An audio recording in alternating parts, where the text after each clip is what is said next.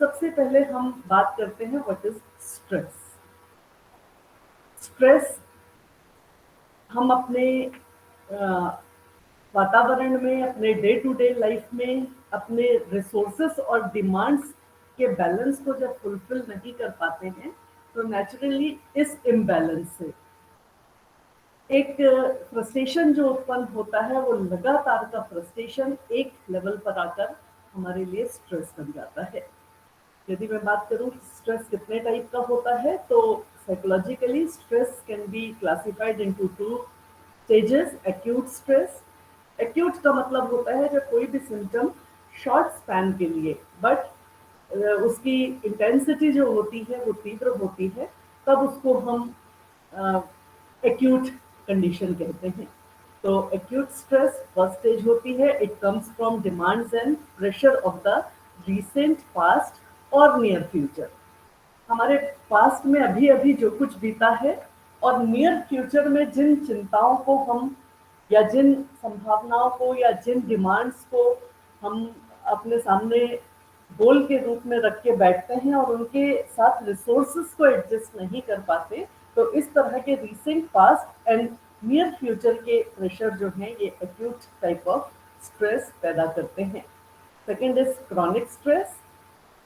Chronic का मतलब होता है ड्यूरेशन लॉन्ग हो और इंटेंसिटी कंपैरेटिवली एक्यूट से कम होती है। This chronic stress arises out of long-lasting events and circumstances beyond your control. इस भाषा को यहाँ हम बहुत भली भांति समझ लेते हैं कि जो चीजें कल भी मैंने चर्चा की थी कि हमारे फिजिकल हेल्थ के भी दो फैक्टर हैं, कंट्रोल फैक्टर और अनकंट्रोल्ड फैक्टर। ठीक इसी तरह से हमारे स्ट्रेसेस के भी दो फैक्टर हैं, दो स्टेजेस हैं, कंट्रोल्ड और अनकंट्रोल्ड। एक्यूट जो रिसेंट पास्ट में हुआ है या नियर फ्यूचर में होने वाला है, उसको हम बहुत ज्यादा स्ट्रेसफुल ना लें तो कंट्रोल कर सकते हैं इजीली। उस कंडीशन से आउटकम हमारा हो सकता है। बट यदि हमारे सर्कमस्टेंसेस लॉन्ग लास्टिंग है, मतलब लंबे समय से एक ही प्रकार का वातावरण, एक ही प्रकार का स्ट्रेसर हमारे साथ जुड़ा हुआ है, तो निश्चित वो क्रॉनिक स्ट्रेस हो जाएगा और यह हमारे कंट्रोल से थोड़ा सा बाहर हो जाता है। इफेक्ट ऑफ स्ट्रेस अब हम बात करते हैं, क्योंकि हमारा मेन टॉपिक है कि स्ट्रेस, मेंटल डिप्रेशन, या अभी हम मेंटल डिसऑर्डर की आगे बात करेंगे। तो इन सारे चीजों में डाइट का क्या रोल है। Effect of stress on eating pattern. इस स्लाइड में आप देख रहे हैं कि एक मैंने साइकिल बनाया है और ये व्यवहारिक रूप में प्रैक्टिकली ये बिल्कुल फैक्ट है कि जब हम किसी स्ट्रेस की कंडीशन में होते हैं तो सबसे पहला फैक्टर जो होता है, या डाइट जहाँ इफेक्ट होती है स्ट्रेस से, उसमें first step is skipping meals. हम अपने भोजन को स्किप करते हैं, पहला कारण। स्किप का मतलब है जो हेल्दी फूड है हमारा उसकी तरफ ध्यान नहीं जाता।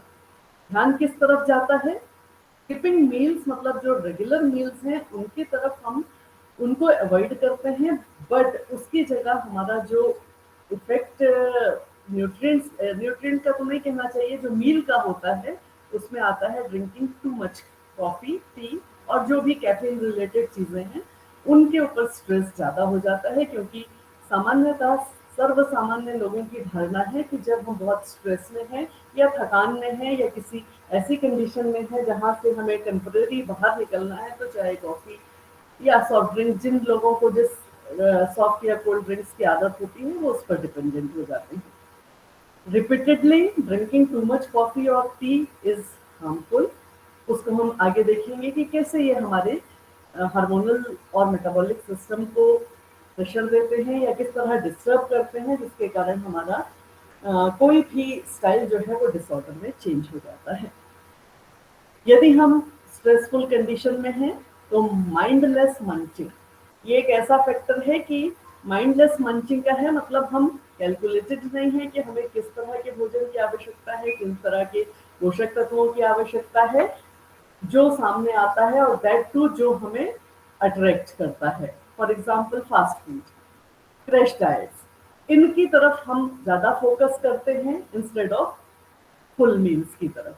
तो ये मंचिंग जो होती है या बीच बीच में इस तरह से खाद्य पदार्थों का सेवन करना, चाहे वो फास्ट फूड के रूप में हो, जंक फूड के रूप में हो, सॉफ्ट ड्रिंक्स के रूप में हो या क्रैश डाइट्स के रूप में हो, तो ये हमारे साथ, ये हमारे बॉडी सिस्टम को या मेटाबॉलिज्म को इफेक्ट करती है, डिस्टर्ब करती है। खाने और स्ट्रेस के इस बीच में सबसे ज्यादा स्किप करते हैं हम पानी को, फॉरगॉटिंग वाटर।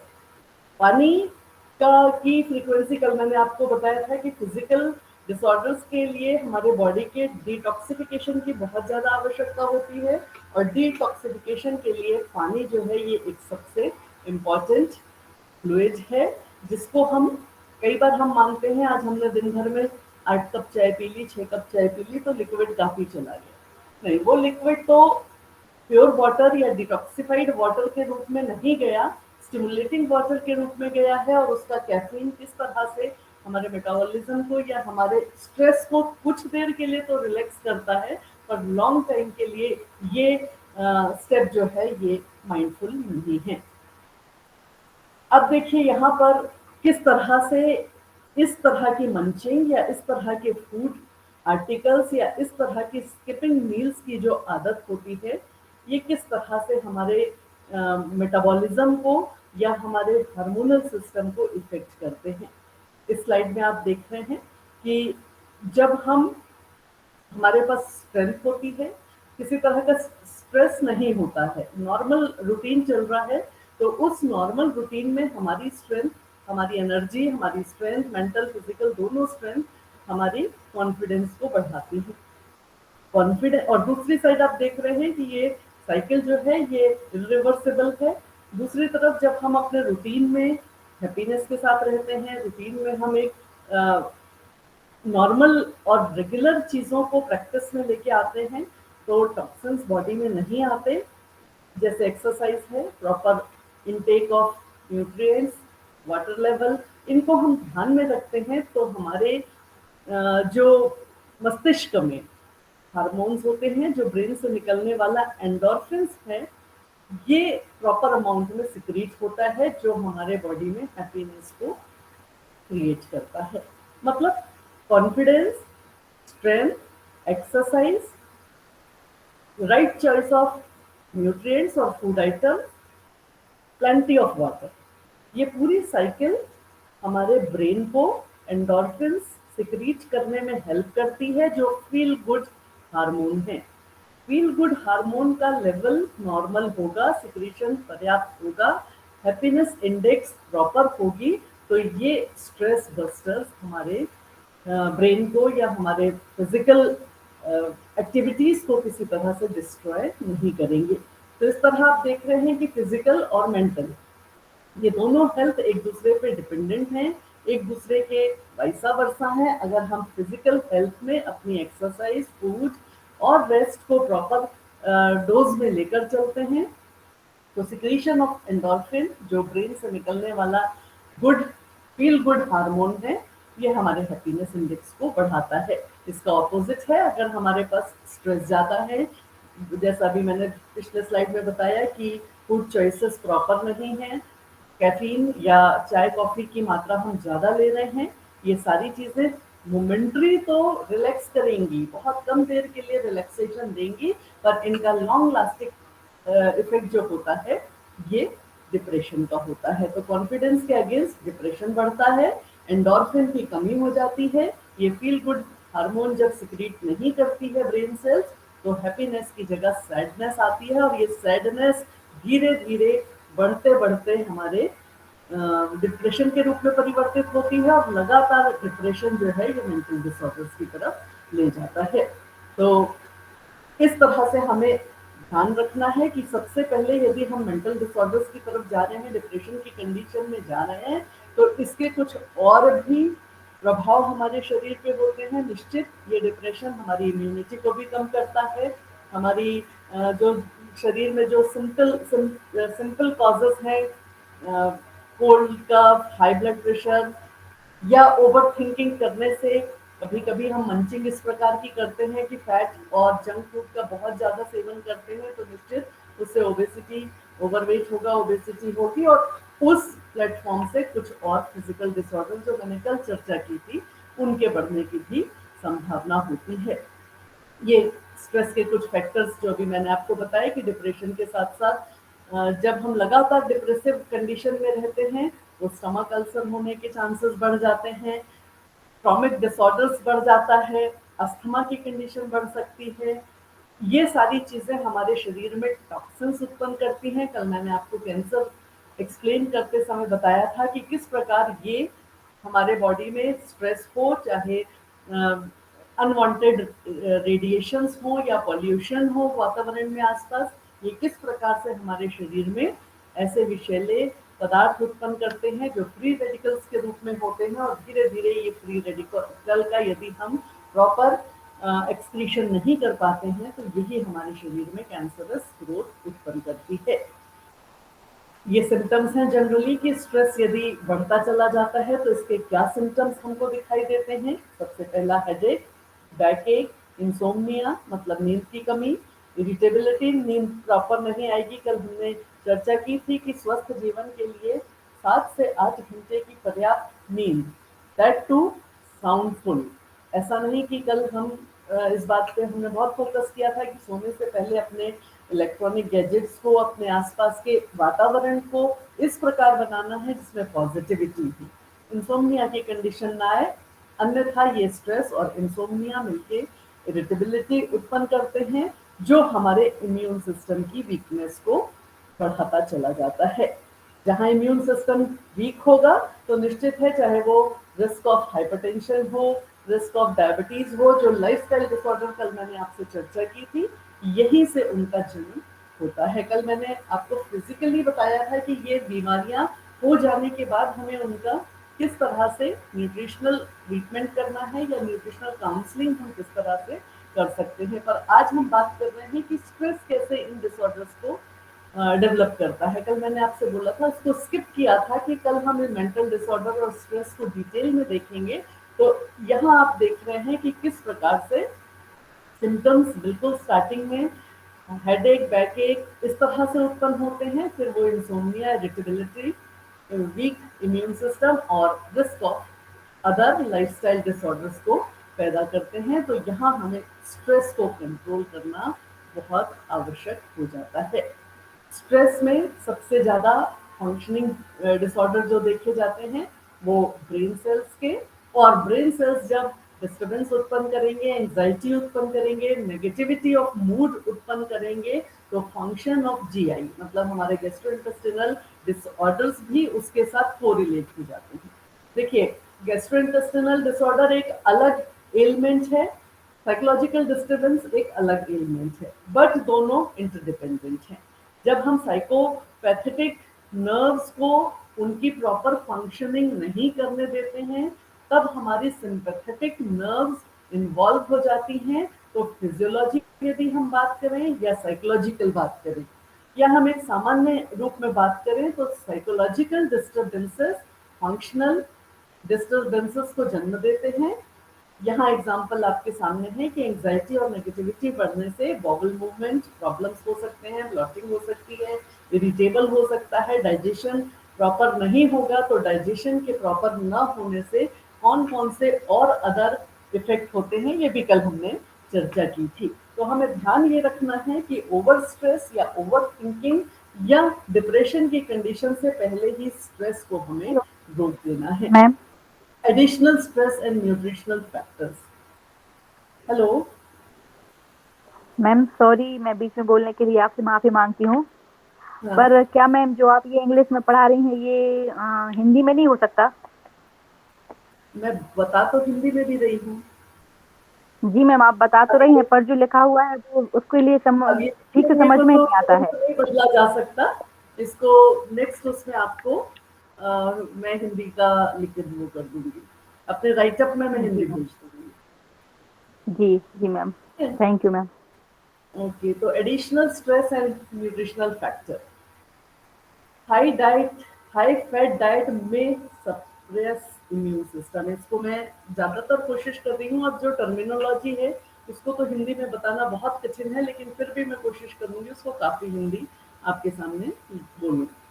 तो हाई फैट डाइट जो है, कल मैंने इसका बहुत डिटेल में आपको बताया था कि किस प्रकार से फैटी मटेरियल कोलेस्ट्रॉल के साथ हमारे शरीर में ग्लाइकोजन लेवल को बढ़ाकर बॉडी फैटनिंग को किस तरह से बढ़ाता है, और बॉडी फैटनिंग से किस तरह से ओवरवेट, ओबेसिटी और उसके साइड इफेक्ट्स में वो डिसऑर्डर, जो चाहे डायबिटीज के रूप में बोलें, चाहे हाइपरटेंशन के रूप में बोलें, चाहे हाई ब्लड प्रेशर के रूप में बोलें, या जो मैंने आपको कोरोनरी डिसऑर्डर्स और बताए थे, वो इसी तरह से यहाँ से उत्पन्न होते हैं। Excess simple sugars develop vitamin store, particularly B complex. Depletion of vitamin store बहुत इंपॉर्टेंट रूप में कल मैंने आपको बताया था कि जब भी हम मेटाबॉलिज्म की बात करते हैं या मेटाबॉलिक साइकिल को नॉर्मल करने की बात करते हैं, तो मेन रोल होता है विटामिन बी कॉम्प्लेक्स का। पिछले स्लाइड में मैंने आपको बताया, जब हम स्ट्रेस की कंडीशन में आते हैं तो मंचिंग और जंक फूड अट्रैक्टिव फूड्स की तरह, जैसे कैंडीज है, केक, पेस्ट्रीज, इनकी तरफ हमारा अट्रैक्शन जो है खाने का बढ़ जाता है। ये टोटली शुगर और फैट कंटेनिंग फूड आर्टिकल्स हैं। इनके इस सिंपल एक्सेसिव सिंपल शुगर या अधिक मात्रा में शुगर्स के या शर्करा वाले पदार्थों के जमाव से बी कॉम्प्लेक्स का डिप्लीशन होता है। वस्तुतः बी कॉम्प्लेक्स हमारे एनर्जी मेटाबॉलिज्म को या एनर्जी साइकिल को मेंटेन नहीं कर पाता, और वहां से डिप्रेशन के साथ साथ फिजियोलॉजिकल डिसऑर्डर भी शुरू हो जाते हैं। Caffeine triggers sympathetic nervous system, मतलब कैफीन, अभी जो हमने पिछली चर्चा की कि क्यों हमें अधिक मात्रा में चाय, कॉफी या इस तरह के एडिक्टेड चीज़ों का इस्तेमाल नहीं करना चाहिए, क्योंकि चाय और जितने भी ऐसे कोको वाले पदार्थ हैं उनमें कैफीन की मात्रा अधिक होती है, और कैफीन सिंपैथेटिक नर्वस सिस्टम को न्यूट्रलाइज करता है, डल करता है। तो यही कारण है कि जब हम अपने स्ट्रेस लेवल को कम करने के लिए चाय और कॉफी का इस्तेमाल करते हैं तो कुछ देर के लिए रिलैक्स फील करते हैं। रिलैक्स फील करने से धीरे धीरे हम इनके एडिक्टेड होते चले जाते हैं। 1 कप 2 कप इज इनफ, उतना पर्याप्त है हमें अपने बॉडी को बूस्टअप करने के लिए या सिंपैथेटिक नर्वस सिस्टम्स को बूस्ट करने के लिए। पर जब कैफीन की कंटिन्यूस मात्रा, लगातार इसकी मात्रा ज़्यादा आने लगती है शरीर में, तब ये हमारे सिंपैथेटिक नर्वस सिस्टम को स्लो डाउन करती है, और यही यहाँ से ये स्ट्रेस हमारे मेंटल डिसऑर्डर का कारण बनता है। तो हमें इस बात का ध्यान रखना है कि मेंटल डिसऑर्डर्स वाली कंडीशन, मतलब मानसिक रूप से रोगी बनने से पहले ही हमें अपने तनाव और अवसाद के स्तर को नियंत्रित करना है। इमोशन एंड ईटिंग, इनका आपस में बहुत गहरा संबंध है। जैसा आप देख रहे हैं कि यदि मैं आपको हंगर और सैटिस्फैक्शन के बीच में, मतलब भूख और शुद्धा के बीच में क्लियर करूं, तो जब हम वास्तव में अपने शरीर से फिजिकल एक्टिविटीज करते हैं, हमारे जो एनर्जी लेवल है वो हमारे रिक्वायर्ड एनर्जी लेवल से खत्म होने लगता है, धीरे धीरे थकान या फटीग की कंडीशन आती है, और वहाँ बॉडी की डिमांड होती है री एनर्जी को, वापस से ऊर्जा को प्राप्त करने की। वो है हंगर। उस हंगर में, उस भूख में फिजिकल एपेटाइट के रूप में हम जो कुछ भी खाते हैं वो एनर्जी गेन कहलाता है। पर इस तरफ जब हम डिप्रेशन और मेंटल डिसऑर्डर की बात कर रहे हैं, तो इस समय हमारी जो ईटिंग होती है वो इमोशनल ईटिंग होती है। इमोशनल ईटिंग से कभी भी सैटिस्फैक्शन डेवलप नहीं होती। मतलब हम जब तक उस स्ट्रेस को ओवरकम नहीं करते हैं, उस तनाव और अवसाद की अवस्था से बाहर नहीं आ जाते हैं, तब तक हमारा अपने आप को बिजी रखने के लिए जो शेड्यूल होता है वह खाने के पदार्थों से घिरा होता है। कैंडीज हैं, चिप्स हैं, फिंगर फ्राइज हैं, मतलब जंक फूड और फास्ट फूड के रूप में हम इन चीज़ों की शरीर को आवश्यकता न होने के बाद भी लगातार इनका सेवन करते रहते हैं, and that is called emotional eating. Emotional eating जो है ये हमारे शरीर के लिए नुकसानदायक है। धीरे धीरे डिपोजिशन ऑफ जो फैट है ये इससे बढ़ता चला जाता है, ओवरवेट, ओबेसिटी इंक्रीज होगी, और फिर वही डिसऑर्डर उत्पन्न होंगे जो फिजिकल डिसऑर्डर्स के रूप में है। तो यहाँ पर ये आप साइकिल में देख रहे हैं कि किस प्रकार से स्ट्रेस और ईटिंग साइकिल आपस में कनेक्टेड है। स्ट्रेस होगी, इमोशनल ईटिंग बढ़ेगी, इमोशनल ईटिंग पुअर चॉइसेस को डेवलप करती है, पुअर चॉइसेस से स्ट्रेस का लेवल और अधिक बढ़ता है, फिर हम पुअर फूड चॉइसेस को बढ़ाते हैं। मतलब ये लेवल आपस में इंटरेक्ट करते हुए उस कंडीशन में आ जाता है, उस स्थिति में आ जाता है जहां पर अब अवसाद या स्ट्रेस की स्थिति जो है वो हमारे कंट्रोल में नहीं होती है। यहाँ तक की स्थिति तो कंट्रोलेबल फैक्टर्स के अंदर है। यहाँ पर हम अपने आप को इमोशनल ईटिंग से हटाकर फुल मील पर या न्यूट्रिशनल डाइट पर ट्रांसफर करते हैं तो निश्चित रूप से पुअर चॉइसेस ऑफ फूड खत्म होगी, मोर स्ट्रेस की जगह लेस स्ट्रेस होगा। मोर पुअर फूड चॉइसेस को यदि हम हेल्दी फूड चॉइसेस की तरफ बढ़ाते हैं तो स्ट्रेस ऑटोमेटिकली रिड्यूस होगा और हेल्दी ईटिंग स्ट्रेस को रिड्यूस करके लाइफ क्वालिटी को सुधारने का एक मूल मंत्र है। इसी कारण बार बार कल भी मैंने आपको बोला था कि हम क्या खाते हैं, हम कितना खाते हैं यह अनिवार्य नहीं है। भूख लगी है तो हम कैसे खा रहे हैं और कितना खा रहे हैं यह इम्पोर्टेंट है। खाने के साथ साथ उसको ग्रहण करने का और उसको मेटाबोलाइज करने का भी हमारे पास एक प्रॉपर चैनल होना चाहिए।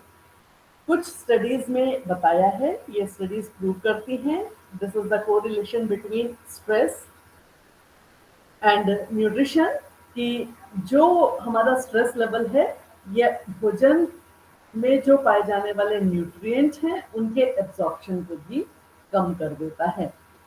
Reducing nutrient absorption, increasing nutrient excretion. तब हमारे पास यहाँ पर लेवल और पुअर होता चला जाता है कि जो कुछ भी हम खा रहे हैं उसमें न्यूट्रिएंट का एब्जॉर्प्शन कम हो गया है, पर हमारे बॉडी में जो स्टोर्ड न्यूट्रिशन है, जो संचित किए हुए पोषक तत्व हैं, उनका उत्सर्जन बढ़ गया है। तो पहली बात तो और डिप्रेशन और बहुत ज़्यादा स्ट्रेस की कंडीशन में, तनाव और अवसाद की कंडीशन में हम पुअर चॉइसेस रख रहे हैं, पर उन पुअर चॉइसेस के न्यूट्रिएंट भी या तो प्रॉपरली एब्जॉर्ब नहीं हो रहे या जो एब्जॉर्ब हुए हैं वो जो हमारे बॉडी में स्टोर हुए हैं उनको भी हम डिप्लीट कर रहे हैं, एक्सक्रीट कर रहे हैं। ये साइकिल में मैंने आपको बताया पिछले उसमें भी कि जो हमारे एक हार्मोनल साइकिल होती है, हमारे मस्तिष्क से निकलने वाले कुछ ऐसे फैक्टर्स होते हैं, कुछ ऐसे जिसको कहना चाहिए हार्मोन्स होते हैं, वो एक बॉडी में ऐसी चेन बनाते हैं जिस चेन से हमारे हैप्पीनेस इंडेक्स को बढ़ाने के साथ साथ, जब देखिए कि आपका मूड अच्छा होगा, हैप्पीनेस फैक्टर अच्छा होगा, डाइजेशन संबंधी कोई प्रॉब्लम नहीं आएगी। जब हमारा मूड सही नहीं होगा, जो हम भोज्य पदार्थ ले रहे हैं उन भोज्य पदार्थों को लेने के बाद अच्छे से प्रॉपर थाली सजा के भी खा रहे हैं, पर हम उसको प्रॉपर मूड से ग्रहण नहीं कर पा रहे हैं तो निश्चित उसका मेटाबॉलिज्म, उसका डाइजेशन प्रॉपर नहीं होगा। डाइजेशन प्रॉपर नहीं होगा तो मेटाबॉलिज्म ऑटोमेटिकली गड़बड़ होगा। टू ईट और नॉट टू ईट, यहाँ पर हमें किन चीज़ों को अपने भोजन में लेना चाहिए, इसको हम आगे की स्लाइड्स में करेंगे कि कुछ हमारे ऐसे फूड आर्टिकल्स हैं जिनको लेने से या जिनको अवॉइड करने से हम हैप्पीनेस इंडेक्स को बढ़ा सकते हैं। इसको हम स्किप करते हैं। ये देखिए, यहाँ पर कल मैंने आपको बताया था how chronic stress can make you fat, किस तरह से आपका वजन स्ट्रेस के साथ बढ़ता है या किस तरह से हमारे बॉडी में पुअर ईटिंग, पुअर चॉइसेस जो स्ट्रेस प्रोड्यूस करता है उससे क्या मेटाबॉलिज्म सेट होता है। स्ट्रेस लेवल बढ़ा, कॉर्टिसोल हार्मोन की स्थिति बढ़ जाती है, लेप्टिन सेंसिटिविटी कम हो जाती है जो हंगर को बढ़ाती है। फैट हंगर बढ़ेगी, स्वाभाविक है कि जब हमारे खाने की चॉइसेस भूख को संतुष्ट नहीं कर रही हैं, इमोशनल ईटिंग हम लगातार करते चले जा रहे हैं फैट स्टोरेज को हम बढ़ाते चले जा रहे हैं, अल्टीमेटली ये फैट स्टोरेज ही हमारे वजन बढ़ाने का मुख्य कारण होता है। तो जो है ये क्रॉनिक स्ट्रेस, और इसको एक्यूट कंडीशन में नहीं ये डेवलप होता है। जो अभी मैंने आपको 2 स्टेजेस बताई कि एक्यूट स्ट्रेस जो है ये कभी भी ओवरवेट या ओबेसिटी की तरफ नहीं जाएगा, क्योंकि ये शॉर्ट टर्म का है। ये कंडीशन उत्पन्न होती है जब हम क्रॉनिक स्ट्रेस के कंडीशन में आ जाते हैं। तो ये साइकिल आपको बता रही है कि स्ट्रेस के बढ़ने से कॉर्टिसोल बढ़ता है, जिससे लेप्टिन सेंसिटिविटी कम होती है, हंगर इंक्रीज हो जाती है, फैट स्टोरेज इंक्रीज होगा, वस्तुतः हमारे वजन को बढ़ावा मिलेगा।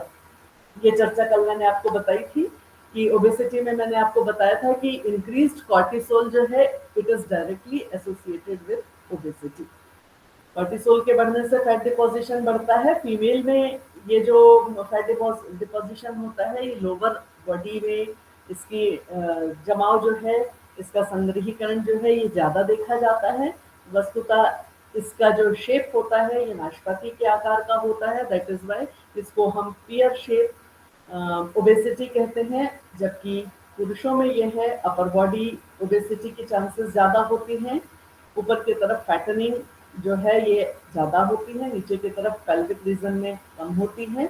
इसीलिए इस ओबेसिटी को हम एप्पल शेप ओबेसिटी या एप्पल एंड्रॉयड ओबेसिटी का नाम भी देते हैं। तो ये इसकी कल अपन ने विस्तार से चर्चा की थी। स्ट्रेस से सर्टनली हमारे फूड चॉइसेस तो बिगड़ते हैं, लेकिन फूड चॉइसेस ये एक स्टडी बताती है कि जो हमारी एपेटाइट, जो हमारी भूख का एक नॉर्मल साइकिल है, उस नॉर्मल साइकिल को डिस्टर्ब करने में सबसे बड़ा जो स्ट्रेस का वो है वो कैफीन है और शुगर है। आप यहाँ देख रहे हैं कि एडोलेसेंस एक किशोर वर्ग पर एक शोध किया गया। उसमें ये स्पष्ट रूप से पाया कि बच्चों में स्नैकिंग, मतलब जो उनकी बीच बीच में खाने की आदत है, जिसमें वेजिटेबल और फ्रूट्स का, फल और सब्जियों का बिल्कुल भी प्रवेश नहीं होता है उनके फूड चॉइसेस में। इसकी संभावनाएं कम होती हैं कि वो फ्रेश या ताजे फल और सब्जियों का और मौसमी फल और सब्जियों का सेवन कर रहे हैं। अधिकांश ये वो बच्चे थे जिन्होंने जो जंक फूड या डिब्बाबंदी वाले भोज्य पदार्थ, जिनको हम कहें कि सॉफ्ट ड्रिंक्स, पेस्ट्रीज, केक्स और इस तरह के भोज्य जो ये अपने फिंगर फ्राइज हैं, चिप्स हैं, इनका उपभोग किया, तो इसमें स्ट्रेस लेवल के बढ़ने से उनके हार्ट डिजीजेस के रेट को 67% इस फूड पैटर्न चॉइस ने बढ़ा दिया। नॉर्मल रूप से उस एज में हार्ट डिजीजेस या डायबिटीज या बहुत ही हेरिडिटी स्ट्रॉन्ग हो तो उस एज में ये संभावनाएं हो सकती हैं, और यदि स्ट्रॉन्ग हेरिडिटी नहीं है या ये लाइफस्टाइल ओरिएंटेड डिसऑर्डर हैं तो सामान्यतः ये वयस्क अवस्था में होते हैं। बच्चों में और किशोर वर्ग में क्योंकि उनकी इम्यूनिटी स्ट्रॉन्ग होती है, इम्यून सिस्टम उनका स्ट्रॉन्ग होता है, तो वो इस प्रकार के सिम्टम्स को तुरंत शो नहीं कर पाते हैं। धीरे धीरे वयस्क अवस्था तक आते आते जब इम्यून सिस्टम वीक होने लगता है तब ये क्लियर सिम्टम्स के रूप में दिखाई देते हैं। तो इस स्टडी ने प्रूव कर दिया है कि बहुत रॉन्ग फूड चॉइसेस से, गलत प्रकार के भोज्य पदार्थों को के चुनाव से जो क्रॉनिक स्ट्रेस की कंडीशन है ये बढ़ती चली जाती है। मोमेंटरी जब तक वो उस भोज्य पदार्थों को खा रहे हैं, उनका सेवन कर रहे हैं, तब तक तो वो अपने ग्रुप के साथ, अपने पीयर ग्रुप में इसको एंजॉय कर रहे हैं। पर एक समय आता है कि यही एंजॉयमेंट साइड बाय साइड उनके क्रॉनिक स्ट्रेस का एक कारण बढ़ जाता है, जो धीरे धीरे उनकी हैबिट्स में आ जाता है। Is there a stress management diet? क्या हमें डाइट से या अपने स्ट्रेस और अवसाद की स्थिति को डाइट से कंट्रोल करने की कोई मैनेजमेंट है, कोई प्रबंधन है? Yes, foods that can be fight stress. फिर यहीं पर इस स्लाइड मैंने आपको बताया है कि बेशक ये जो फूड्स हैं, जो अट्रैक्टिव भोज्य पदार्थ हैं, ये स्ट्रेस को कम करते हैं। ये फाइट कर सकते हैं स्ट्रेस पर टेम्परेरी, पर लगातार इनके सेवन से फिर वही बातें आ जाती हैं। यहाँ पर nutritional tips to handle the stress: eat regularly during the day, 3 main meals and 2 or 3 snacks filler in between lunch। मतलब जो हमारे यहाँ जो हमारा फूड पैटर्न होना चाहिए वो किस प्रकार का होना चाहिए? 3 मेजर मील्स। 3 मेजर मील्स में भी हम सबसे इम्पोर्टेंट मील को बोलेंगे breakfast. A good breakfast should consist of, good breakfast में बहुत से लोगों का मानना होता है कि हमने सुबह चाय के साथ बिस्किट ले लिया, टोस्ट ले लिया, तो वो उनका ब्रेकफास्ट हो गया। No, this is wrong practice. हमें किस प्रकार का ब्रेकफास्ट लेना है? हेल्दी और हैवी। हेल्दी और हैवी ब्रेकफास्ट में जो कॉम्बिनेशन है इसका ध्यान रखना चाहिए कि ब्रेकफास्ट में milk, milk products, serial, fruits, इस ग्रुप को विशेष रूप से शामिल किया जाए। ना केवल चाय और कॉफी के साथ बिस्किट टोस्ट हमारा ब्रेकफास्ट कभी भी नहीं हो सकता। ये हमारा स्टार्टर है एक दिन का। उसके बाद हम जनरली जो इंडियन सर्वे में, जो इंडियन फूड पैटर्न में देखा गया सर्वेज में, वो ये देखा कि 70% लोग ब्रेकफास्ट को स्किप करते हैं। या तो उनकी चॉइसेस नहीं है, या उनका रोज का मैनेजमेंट इस तरह का है कि वो सुबह 10 बजे लंच करेंगे, उठने के बाद 7 बजे उठे, चाय और बिस्किट का वो हो गया और ब्रेकफास्ट स्किप हो गया। अब आप देखिए कि ब्रेकफास्ट को हम इम्पोर्टेंट मील मान रहे हैं, फर्स्ट मील मान रहे हैं, और ये क्यों इम्पोर्टेंट है? इसलिए इम्पोर्टेंट है कि रात के खाने के बाद, रात के खाने के तो हमें कोशिश तो करना चाहिए कि 8 बजे तक, हम अगर 10 बजे सो रहे हैं, 10:30 बजे सो रहे हैं, तो हमें 2 घंटा पहले अपना डिनर कर लेना चाहिए। अब आप यहाँ देखिए कि 2 घंटे पहले डिनर, उसके बाद 8 घंटे की नींद, तो 10 घंटे का ये जो इंटरवल है, इसको उठकर सुबह हम जब चाय कॉफी जैसे बूस्टर से सबसाइड कर देते हैं भूख के लिए, तो हमारा जो सिस्टम है, हमारी जो बॉडी की डिमांड है, हमारी जो एनर्जी रिक्वायरमेंट है पूरे दिन के लिए, अपने आप को एनर्जाइज करने के लिए, अपने आप को ऊर्जा देकर कार्य करने की क्षमता जो है वो यहाँ से प्रभावित हो जाती है। सीधे खाना खाने के बाद, खाना तुरंत तो डाइजेस्ट नहीं होता, खाना खाने के और डाइजेशन के बीच में 3 से 4 घंटे का अंतर होता है। ये 3 से 4 घंटे जब डाइजेस्टिव प्रोसेस अपने साइकिल में है, तब हमें एनर्जी कहाँ से मिल रही है? तो एनर्जी हमारी स्टोर्ड मसल्स में जो एनर्जी पावर है, जो ग्लूकोज और ग्लाइकोजन का इरिवर्सिबल रिएक्शन होता है, वहां से टूटकर हमें एनर्जी मिलती है। मसल डिप्लीशन हो गया, खाए हुए भोजन से एनर्जी का गेन तुरंत नहीं हुआ, वस्तुतः हमारे शरीर में जो कमजोरी, जो धीरे धीरे मसल ब्रेकडाउन के साथ डैमेज हो रहा है, इसकी पूर्ति तुरंत नहीं हो सकती। तो इस कमी को पूरा करने के लिए हैवी ब्रेकफास्ट, रात की जो खाने की पद्धति है उसको सुधारना, मतलब ब्रेकफास्ट हमारा जो रूटीन पैटर्न होना चाहिए, हैवी ब्रेकफास्ट, सिंपल और normal lunch, and very simple या वेरी लाइट डिनर। जबकि इंडियन सिनेरियो में, भारतीय पद्धति में हम देखते हैं बिल्कुल इसका उल्टा। ब्रेकफास्ट ना के बराबर, या बहुत से लोगों को ब्रेकफास्ट स्किप करने की आदत होती है। लंच चलते फिरते, कभी कभी वर्किंग वुमेन्स हैं या घर में जो पढ़ने वाले बच्चे हैं, काम करने वाले लोग हैं, तो उनके हिसाब से लंच का पैटर्न एक साथ एक जगह पर निर्धारित नहीं हो पाता, तो सब अपने अपने हिसाब से अपना टिफिन या लंच या एक जो भी खाने का उनका मेनू होता है उसको लेकर अपने अपने वर्क प्लेस पे जाते हैं। रात के समय सामान्यतः सभी परिवारों में सभी लोग एक साथ एकत्रित होते हैं, और हम वहां पर उस समय उस डिनर को सबसे हैवी डाइट के रूप में या अपने परिवार के सदस्यों के रूप में सबसे ज्यादा शेयर कर पाते हैं। तो ये बिल्कुल न्यूट्रिशनल डिमांड के हिसाब से ये बिल्कुल उल्टा पैटर्न है। तो इस चीज का हमें ध्यान रखना है कि अपने शरीर को सुचारू रूप से शारीरिक और मानसिक व्याधियों से दूर रखने के लिए चॉइस ऑफ मील्स या पैटर्न ऑफ मील्स जो है, इसका हमें बहुत ध्यान रखना है। Increase the fibre content of your diet. मैंने इसकी डिटेल से चर्चा की थी आपको कि फाइबर कि हमारे डाइजेशन को पेरिस्टाल्टिक मूवमेंट के माध्यम से, क्रमाकुंचन गति के माध्यम से संचालित करने वाला वो पोषक तत्व है जिसमें किसी प्रकार के न्यूट्रिएंट तो नहीं है, पर मैं इसको पोषक तत्व इसलिए कह रही हूँ कि ये हमारे शरीर का प्रॉपर डाइजेशन मेंटेन कर रहा है, वस्तुतः पोषण हमें ठीक तरह से मिल पा रहा है।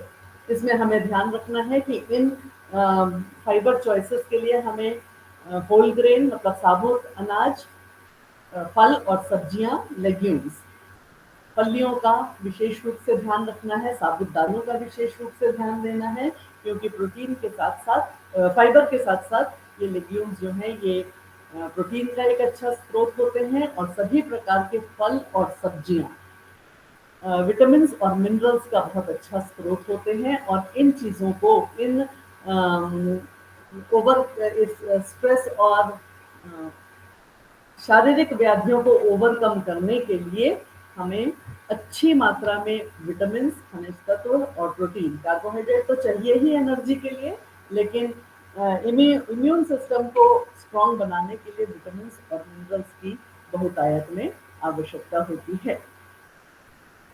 ये कारण मैंने आपको बताया। Why should we never avoid breakfast. तो पहली बात मैंने आपको बताई कि ब्रेकफास्ट का मतलब ही होता है, सबसे इम्पोर्टेंट वो है, ब्रेकफास्ट का मतलब ये है कि हमारे रात भर की फास्टिंग कंडीशन को ब्रेक करने वाला जो मील होता है, दैट इज ब्रेकफास्ट। इसीलिए इसका नाम इस भाषा ने दिया है कि ये फास्ट को ब्रेक करने वाली मील है। तो इसकी चॉइसेस मैंने आपको बताई कि ये हमेशा हेल्दी चॉइसेस के रूप में होना चाहिए। Breakfast improves your metabolism. किस तरह से करता है, देखिए, ब्लड शुगर लेवल जो होती है ये मॉर्निंग में ड्रॉप डाउन होती है। उस ब्लड शुगर लेवल को मेंटेन करने के लिए बॉडी, जो मैंने अभी आपको बताया है कि उसको फ्यूल, उसको जो एनर्जी के रूप में आवश्यकता है, उस एनर्जी को रात भर के गैप से रिकवर करने के लिए हमें ब्रेकफास्ट जो है कभी भी स्किप नहीं करना चाहिए, जो बात अभी मैंने आपको क्लियर की।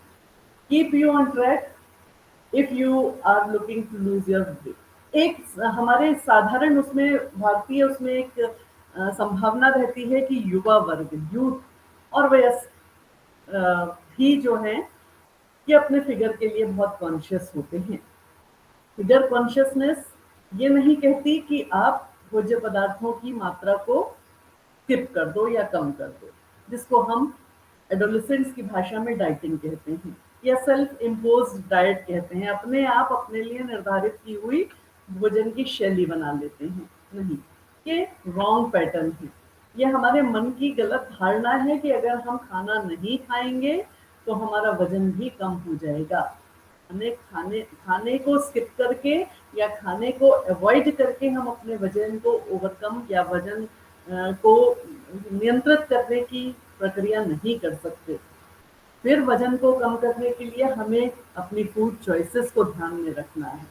लो एनर्जी, जिसमें कि ऊर्जा की मात्रा कम हो, वाटर कंटेंट अधिक हो, इस प्रकार के भोज्य पदार्थों का सेवन अधिक करना है।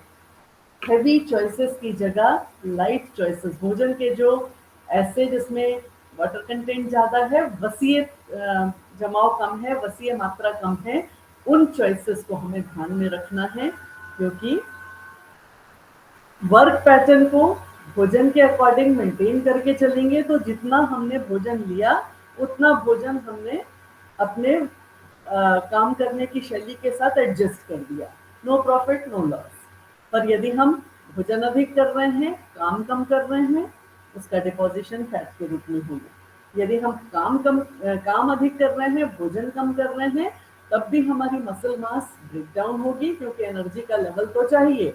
काम अधिक कर रहे हैं, भोजन पर्याप्त नहीं कर रहे हैं, तो ये ग्लूकोज कहीं ना कहीं से हमें प्राप्त करना ही पड़ेगा। तो बशर्ते उस कंडीशन में ग्लाइकोजन में के रूप में जो मसल्स में स्टोर है एनर्जी, वो हमें वापस ग्लूकोज के माध्यम से एनर्जी देगी और मसल मास कम होगा, मतलब वीकनेस वहां भी डेवलप होगी।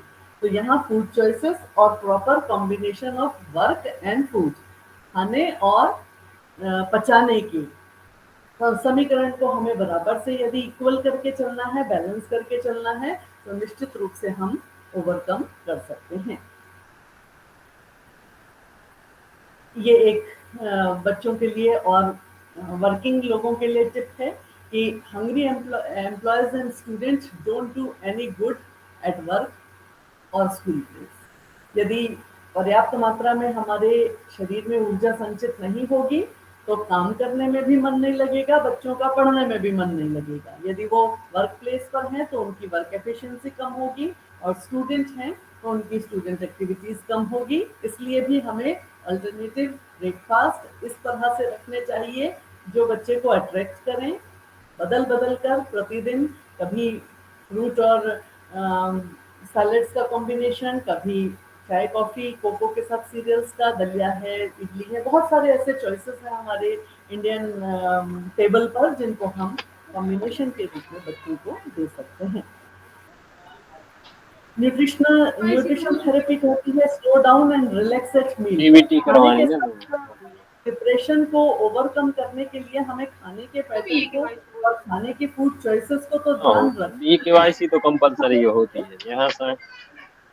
पर हमें ये भी ध्यान देना है कि मील एटमॉस्फेयर, खाना खाने का के टेबल का जो एटमॉस्फेयर है ये भी हैप्पी होना चाहिए, रिलैक्सिंग होना चाहिए। जनरली देखिए आज के सिनेरियो में हम देखते हैं कि डाइनिंग टेबल के सामने या डाइनिंग रूम में टेलीविजन लगा है। टेलीविजन नहीं लगा है तो आजकल हर बच्चे के हाथ में अपना मोबाइल है, हर मेंबर के हाथ में, बच्चे नहीं, परिवार के हर मेंबर के हाथ में अपना अपना मोबाइल है।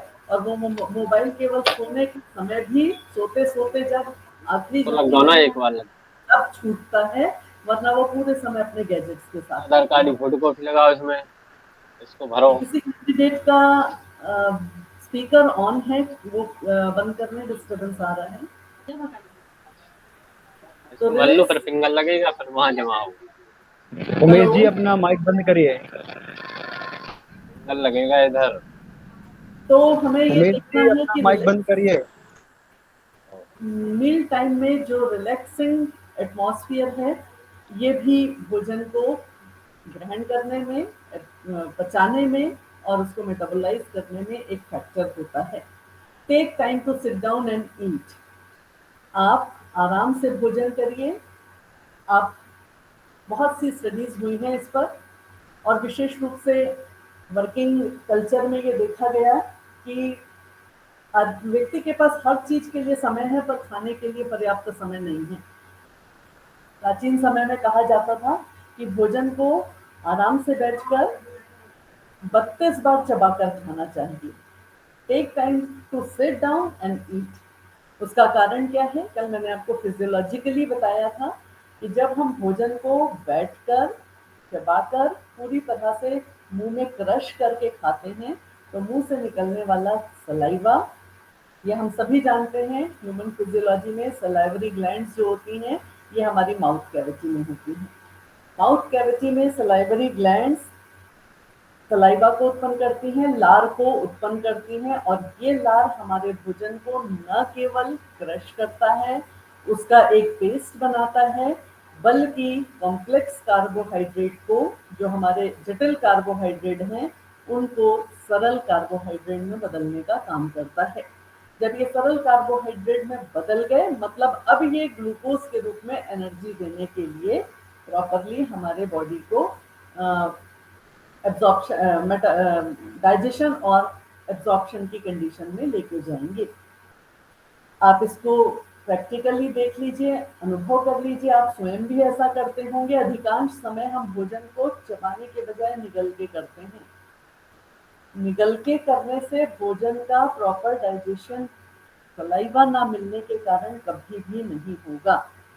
आप इसको अनुभव करके देख लीजिए कि आप रोटी का कौर जो लेते हैं, उस चपाती के कौर को जब आप खाली बिना दाल सब्जी के मुंह में रख के उसको लगातार चबाइए तो प्रारंभ में तो उसका कोई स्वाद नहीं आएगा, फीकापन लगेगा, पर जब लगातार क्रश करते हुए आप उसको चबाएंगे, जिसको हम पुराने समय में 32 बार चबाना कहते हैं, तो आपको धीरे धीरे वही रोटी का कौर मिठास भरा लगेगा।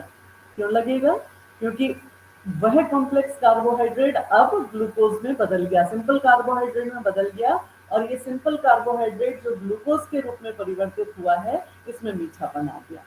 तो उस मिठास के कारण वही कॉर्न जो प्रारंभ में हमें फीका लग रहा था, उसमें मिठास आ गई, और ये प्रॉपर खाने का पैटर्न है। इसी से, इस पैटर्न से ही हमारे शरीर में पोषक तत्वों का सही संतुलन बनाया जाता है। तो इसको हमें ध्यान रखना है कि भोजन करने के लिए कम से कम 20 मिनट का प्रॉपर टाइम आपको एक मील को देना है, चबाकर भोजन करना है। Enjoy the taste of food. भोजन की थाली में जो कुछ भी सामने आता है वह हमारे मूड से प्रभावित नहीं होना चाहिए। अधिकांश लोगों के सामने यदि दाल सब्जी के रूप में कोई ऐसी सब्जी जो उनकी प्रिय सब्जी नहीं है या उनकी चॉइस की नहीं है, वो सामने आती है, तो खाना खाते समय मूड बिगड़ जाता है। जब हम उस खाने की थाली को एंजॉय करके नहीं खाएंगे तो किस तरह से हमारे एंडोर्फिन का सिक्रीशन होगा, हैप्पीनेस इंडेक्स नहीं बढ़ेगी। जब नहीं बढ़ेगी तो उस खाए हुए भोजन को जिसको हमें एंजॉय करके खाना था, पर हमने उसको जबरदस्ती में खाया है, अनमने मन से खाया है, तो वो गार्बेज बॉक्स की तरह हमारे स्टमक में कचरे की पेटी की तरह पड़ी रहेगी, जिसका हमारे शरीर को प्रॉपर न्यूट्रिएंट का जो लेवल मिलना चाहिए वो नहीं मिल पाता है।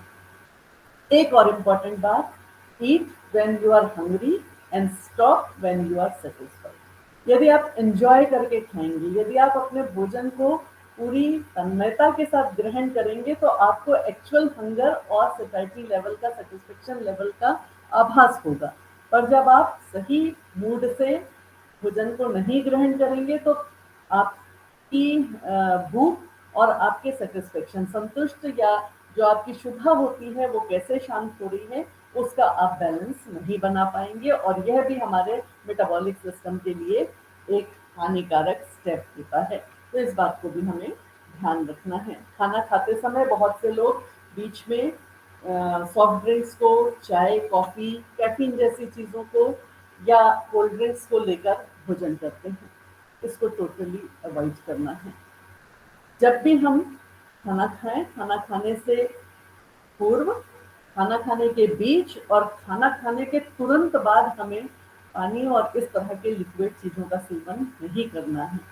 खाने के बाद कम से कम 15 से 20 मिनट का गैप दीजिए, तब हम उस भोजन को, जब उसका पीएच एक प्रॉपर रूप से हमारे इंटेस्टिनल ट्रैक्ट में मैच हो जाएगा, तब उसके बाद जब हम इस लिक्विड या पानी या तरल पदार्थों का सेवन करेंगे तो प्रॉपर डाइजेशन मैच हो पाएगा। हम बीच में अपने पीएच फैक्टर को पानी से न्यूट्रलाइज कर देते हैं, वस्तुतः डाइजेशन प्रॉपर नहीं हो पाता है, और फिर जब हमें जो पोषक तत्व उस भोजन से मिलने चाहिए वो नहीं मिल पाते हैं। इसलिए हमें इस बात का भी ध्यान रखना है कि चाय कॉफ़ी की बहुतायत में आवश्यकता या ज़रूरत महसूस भी कर रहे हैं तुरंत खाना खाने के बाद, तो कम से कम हमें उस टाइम को मेंटेन करना है जिसमें हमारे खाने का डाइजेशन प्रॉपर हो सके। 2 घंटे का टाइम खाने के और चाय के बीच में इसीलिए लिया जाता है कि भोजन का प्रॉपर डाइजेशन यदि स्टार्ट हो जाता है तो ये कैफीन या कैफीन रिलेटेड जो भी उत्तेजक पदार्थ हैं वो हमारे डाइजेशन को प्रभावित नहीं करते हैं। यहाँ पर न्यूट्रिशनल काउंसलिंग में हमें इस बात का भी ध्यान रखना है कि calories according to requirement. Generally हमें, हर व्यक्ति तो पोषण शास्त्र से जुड़ा हुआ नहीं है, हर व्यक्ति को अपने कैलोरी काउंट की रिक्वायरमेंट पता नहीं होती है, पर साधारणतः हमें ये ध्यान रखना है कि हमारा जो डेली रूटीन का या किसी भी व्यक्ति का जो काम करने का पैटर्न होता है, या तो वो हैवी वर्कर होगा, मजदूर किस्म का व्यक्ति है तो वो हैवी वर्कर कहलाएगा। सामान्य ऑफिस में जाने वाला व्यक्ति है, काम करने वाला व्यक्ति है, वो मॉडरेट वर्कर कहलाएगा। और मैनेजर या बैठ कर काम करने वाला, जिसकी मानसिक क्षमताएं तो लगती हैं पर शारीरिक क्षमताएं कम लगती हैं, वो हमारा सीडेंटरी वर्कर कहलाता है। तो आरामदायक परिस्थितियां, मध्यम परिस्थितियां और अधिक कार्य करने वाला या बहुत हैवी वर्कर जो होता है, ये 3 कैटेगरी के हमारे वर्क होते हैं। हमारी एनर्जी रिक्वायरमेंट इसी के अकॉर्डिंग होती है।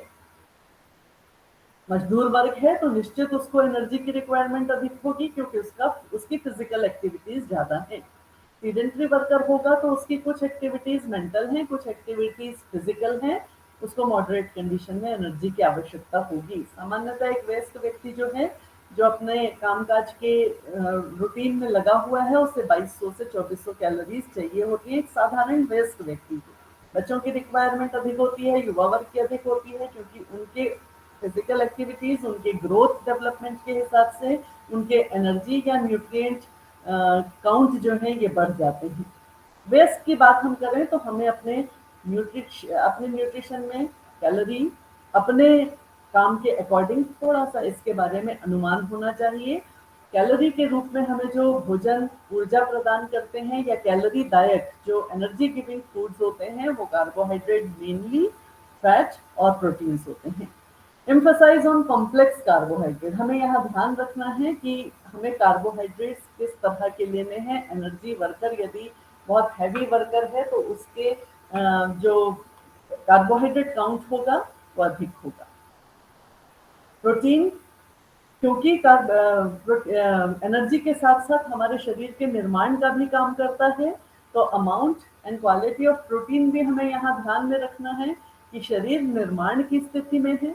लगातार हमारे शरीर में बच्चे हैं, बच्चों की तो ग्रोथ एंड डेवलपमेंट फास्ट होता है, परंतु किशोर, वयस्क और वृद्धावस्था में भी हमारे शरीर में कोशिकाओं की टूट फूट, उनकी मरम्मत, उन सब के लिए प्रोटीन की आवश्यकता बनी रहती है। तो ऐसा नहीं है कि केवल बच्चों को प्रोटीन या बॉडी बिल्डिंग के लिए केवल उस एज में ही प्रोटीन चाहिए।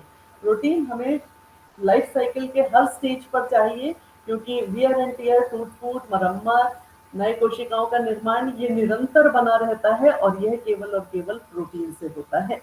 तो प्रोटीन के रूप में हमें ध्यान रखना है। प्रोटीन के सोर्सेज जो होते हैं ये नेचुरल जो वेजिटेबल या शाकाहारी पदार्थ हैं, उसमें दूध, दही, दूध से बने पदार्थ, दालें, विशेष रूप से दालों में भी सोयाबीन जो है ये प्रोटीन का सबसे रिचेस्ट सोर्स होता है, सर्वोत्तम स्रोत होता है। 40% प्रोटीन जो है ये 100 ग्राम में 40 ग्राम प्रोटीन सोयाबीन और सोया के प्रोडक्ट से मिल जाती है। मांसाहारी भोज्य पदार्थों में मांस, मछली, अंडा प्रोटीन के अच्छे सोर्स होते हैं। तो व्यक्ति मांसाहारी या शाकाहारी जिस कैटेगरी में भी है, उसके अकॉर्डिंग वो अपने प्रोटीन सोर्सेस चुन सकता है। Fat of good quality, fat पे हमें ध्यान रखना है कि फैट की क्वालिटी की कल मैंने आपको विस्तार से ये बात बताई थी कि फैट जो होता है ये 2 तरह का होता है, saturated fat, unsaturated fat, essential fatty acid. और विशेष रूप से कल मैंने आपको बात करी थी कि ओमेगा 3 फैट्स जो होते हैं ये हमारे शरीर के लिए गुड फैट्स होते हैं। कोलेस्ट्रॉल के रूप में एलडीएल, एचडीएल की मैंने कल विस्तार से आपको व्याख्या करी थी कि जितने भी सैचुरेटेड फैट्स होंगे, क्रंची भोज्य पदार्थ होंगे, बहुत आकर्षक रूप से लुभावने भोज्य पदार्थ होंगे, जिनमें जिस तरह की मार्गरीन और फैट का प्रयोग किया जाता है वो टोटली सैचुरेटेड फैट होते हैं, बैड कोलेस्ट्रॉल को उत्पन्न करते हैं, धीरे धीरे हमारे शरीर में वसा के जमाव को बढ़ाते हैं। वस्तुतः हमारी वाहिनियों और धमनियों के चारों तरफ कोलेस्ट्रॉल का डिपोजिशन बढ़ता है और इससे एक स्टेज आती है ये कोलेस्ट्रॉल बढ़ते बढ़ते जमा होते होते, कल अपन ने चर्चा की थी कि किस तरह से ये कार्डियोवैस्कुलर डिसऑर्डर्स को उत्पन्न करता है। तो फैट की चॉइसेस में ओमेगा 3 फैटी एसिड्स का चुनाव और विशेष रूप से अनसैचुरेटेड फैट्स जितनी रिक्वायर्ड हैं उतनी ही मात्रा में भोजन करना है। स्ट्रेस को कम करने के लिए बार बार मेरा ये समझाना है कि इस तरह के आर्टिफिशियल, सुंदर दिखने वाले, आकर्षक दिखने वाले जंक फूड और फ्राइड फूड्स को अवॉइड करना है। मल्टीविटामिन, इसकी आवश्यकता, mineral, vitamin and sometimes essential fatty acid की बात मैंने आपको कर दी। इनका कॉम्बिनेशन भी पोषक तत्वों के साथ साथ होना अनिवार्य है। भोजन के प्रत्येक पोषक तत्व में, चाहे वो प्रोटीन हो, कार्बोहाइड्रेट हो, फैट हो, विटामिन हैं या मिनरल्स हैं, ये एक दूसरे के पूरक हैं। एनर्जी है, विटामिन बी कॉम्प्लेक्स नहीं है, एनर्जी मेटाबोलाइज नहीं होगी। विटामिन हैं, एनर्जी नहीं है या कार्बोहाइड्रेट और फैट नहीं है, तो विटामिन किस पर काम करेंगे, एक दूसरे के लिए अधूरे हैं। इसलिए हम न्यूट्रिशन थेरेपी के आधार पर बात करते हैं कि व्यक्ति को न्यूट्रिशन के तौर पर पूरी तरह से इन पोषक पदार्थों को ध्यान में रखना है। एक विशेष बात जो कल भी हमने चर्चा की थी कि इन फ्रूट्स और वेजिटेबल्स में हमें एंटीऑक्सीडेंट्स अच्छी मात्रा में मिलते हैं। एंटीऑक्सीडेंट्स की बात यहाँ पुनः करनी इसलिए आवश्यक है कि ये एंटीऑक्सीडेंट ही हमारे क्रॉनिक स्ट्रेस लेवल को मैनेज करने में हेल्प करते हैं। Studies have shown the need for magnesium supplementation with antioxidants, vitamins for people living in condition of chronic stress. Chronic stress के कंडीशन में ये एंटीऑक्सीडेंट्स और विटामिन्स के साथ मैग्नीशियम की सबसे इम्पॉर्टेंट भूमिका होती है, जो स्ट्रेस को ब्रेक डाउन करते हैं, स्ट्रेस लेवल को रिड्यूस करते हैं। इसलिए हमें इन हरी फल और सब्जियों को, और वस्तुतः यदि हम इन्हें कच्चे रूप में खा पाते हैं, क्रिस्प रूप में खा पाते हैं, तो ये फायदा देती हैं। सब्जियों को धोने के बाद काटना, ये टिप ध्यान रखना है, काट कर धोना न्यूट्रिएंट लॉस करता है। सब्जियों को ओवर कुक करना, वसा में बहुत देर तक पकाना, सब्जियों के विटामिन को वॉलेटाइल कर देता है। यहाँ पर जानकारी के लिए आप इतनी बात ध्यान रखिए कि विटामिन जो होते हैं ये दो तरह के होते हैं, जल में घुलनशील और पानी में घुलनशील। यदि हम सब्जियों को काटकर पानी में उस पानी को फेंक देते हैं और खुले बर्तन में बहुत अधिक वसा के साथ उसको पकाते हैं, तो वोलेटाइल विटामिन जो हैं, वाटर सॉल्युबल विटामिन जो हैं, इनका टोटली लॉस हो जाता है।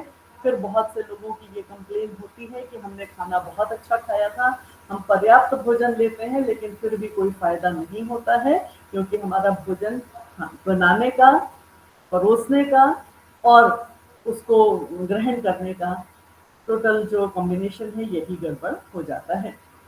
मैग्नीशियम की बात मैंने आपको कही कि मैग्नीशियम भी जो है ये स्ट्रेस लेवल को फाइट करने के लिए एक बहुत इम्पॉर्टेंट खनिज होता है।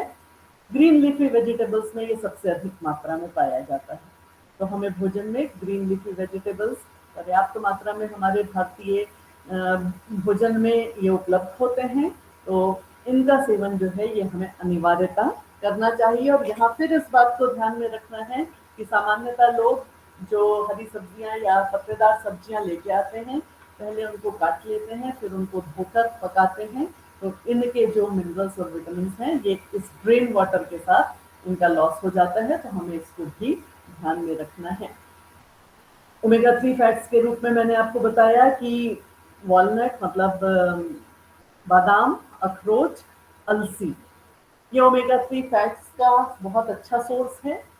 इस पे अपन ने कल डिटेल में चर्चा की थी। और यदि व्यक्ति वेजिटेरियन है तो उनके लिए ये नट्स, और यदि वो नॉन वेजिटेरियन है तो जो फिश होती है, फिश ऑयल जो होता है, ये ओमेगा 3 फैट्स का बहुत अच्छा सोर्स होता है। इसके साथ साथ इसमें जिंक और कॉपर की भी काफ़ी अच्छी मात्रा मिलती है, और zinc, copper, selenium vitamin B complex के साथ मिलकर मेटाबॉलिज्म को निर्धारित करते हैं, संधारित करते हैं, हेल्पफुल होते हैं।